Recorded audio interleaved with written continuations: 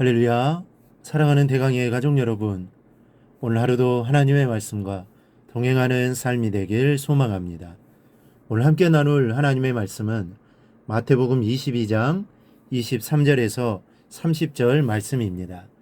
부활이 없다 하는 사두개인들이 그날 예수께 와서 물어 이르되, 선생님이여, 모세가 일렀으되 사람이 만일 자식이 없이 죽으면 그 동생이 그 아내에게 장가들어 형을 위하여 상속자를 세울지니라 하였나이다.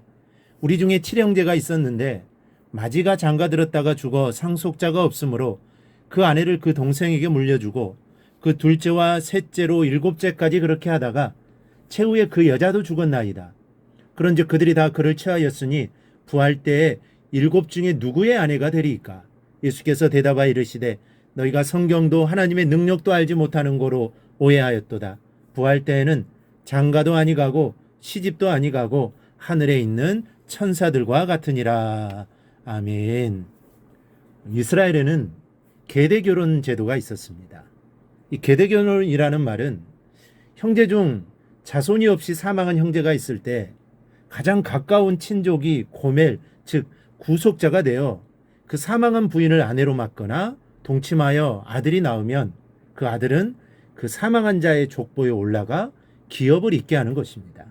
그런데 부활이 없다고 믿는 사두개인들이 예수님을 궁지에 몰아넣으려고 이 계대결혼 문제를 들고 나왔습니다. 그들의 요지는 이렇습니다. 어떤 집안에 칠형제가 있어서 그 마지가 장가들었다가 후사가 없이 죽자 계대결혼의 법을 따라 그 형수가 둘째와 결혼하고 또 그 둘째가 후사가 없이 죽자 셋째가 맏형의 아내와 또 결혼하고 이제 일곱째까지 진행된 상태에서 여자가 죽었다면 일곱이 다 한 여자를 아내로 취했었는데 부활 때에는 이 여자가 누구의 아내가 되겠느냐는 질문입니다. 물론 정말 궁금해서 엿듣는 질문은 아니었습니다. 부활을 부인하는 사두개인들이 부활과 계대결혼의 모순을 내세워 예수님을 난처하게 만들려는 계획이었습니다. 하지만 사두개인들과는 입장이 다르지만 우리도 신앙 속에서 부활과 그 이후의 삶에 대한 궁금증이 많습니다.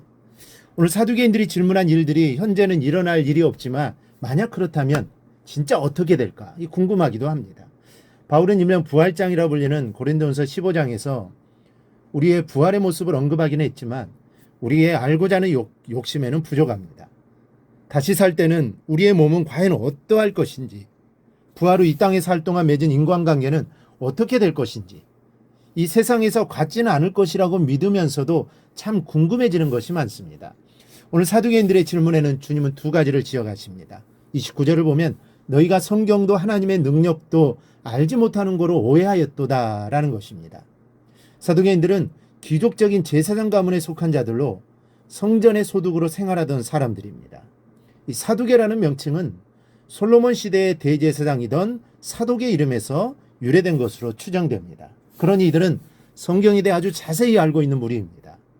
바로 이런 자들에게 주님은 성경도 오해하고 하나님의 능력도 오해하였다고 지적하셨습니다. 이들이 예수님을 난처하게 만들려고 나왔는데 그냥 나왔겠습니까?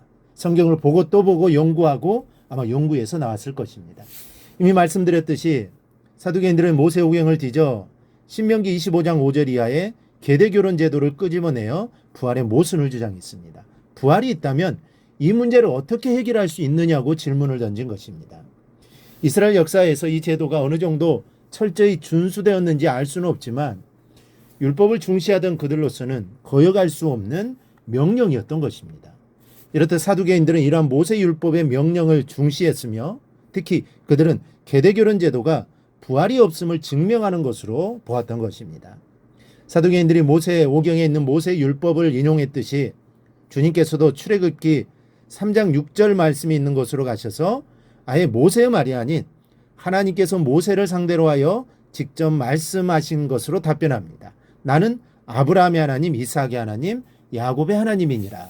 중요한 것은 이 말씀의 시제가 과거형이 아니라 현재형이라는 점입니다. 즉 아브라함을 포함한 3대는 모세 당시 이미 죽어 장사된 지 400~500년 전의 사람임에도 불구하고 과거 그들의 하나님이었다는 것이 아니라 지금 현재 그들의 하나님이시라는 겁니다. 그리고 아브라함, 이삭, 야곱은 죽어 소멸된 것이 아니라 부활의 생명을 가진 소망의 존재라는 것입니다. 거기에 예수님은 이렇게 결론을 맺습니다. 하나님은 죽은 자의 하나님이 아니요 살아있는 자의 하나님이시니라. 부활 후를 걱정하는 것은 하나님의 능력을 알지 못해 오해하는 것입니다. 죽음의 문제를 해결하시고 부활의 생명을 주시는 하나님께서 부활 후에 빚어질 문제들을 남겨두실 리가 없습니다. 부활 후에 대한 궁금증이 있는 것도 사실이고 부활 이후의 삶의 소망을 두는 것도 성도에게 필요하지만 현재의 생활을 부활 이후의 삶과 연결시키는 것은 옳지 않습니다. 부활 때는 장가도 시집도 아니하고 천사들과 같아진다는 말씀은 단지 결혼하지 않고 살게 될 것이라는 좁은 범위의 말씀이 아니라 전혀 새로워진 부활 후의 삶에 대한 정의입니다. 우리가 미심쩍어하는 모든 문제들이 완벽하게 해결된 부활을 말씀하시는 것입니다. 그러므로 여러분, 부활 신앙을 소유하십시오. 현재 불합리한 모습을 천국과 연결시키지 마시고 하나님의 능력을 믿고 아름다운 천국을 소망하시기를 바랍니다. 사두개인들은 부활을 믿지 않았습니다. 근데 요즘 그리스도인 중에도 부활과 천국을 믿지 못하는 사람들이 있습니다. 예수는 믿고 하나님은 믿는데 부활은 믿지 않는 것입니다. 그럼 도대체 왜 하나님을 믿는 것일까요? 부활하신 예수를 믿지 못하면 예수님의 무엇을 믿는 것일까요? 부활과 천국은 신앙 핵심 중의 핵심입니다. 부활과 천국이 있기에 이 세상에서 소금과 빛으로 살려는 힘을 갖게 되고 온갖 어려움을 이기고 믿음으로 사는 힘을 갖게 됩니다. 그러니 사두개인처럼 소망 없이 살아서는 안 됩니다.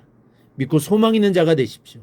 부활을 나누어주는 생명을 씹는 자로 오늘 하루도 살아가기를 바랍니다. 그리하여 부활의 소망을 가지고 승리하는 삶을 꼭 살아가기를 주님의 이름으로 축원합니다.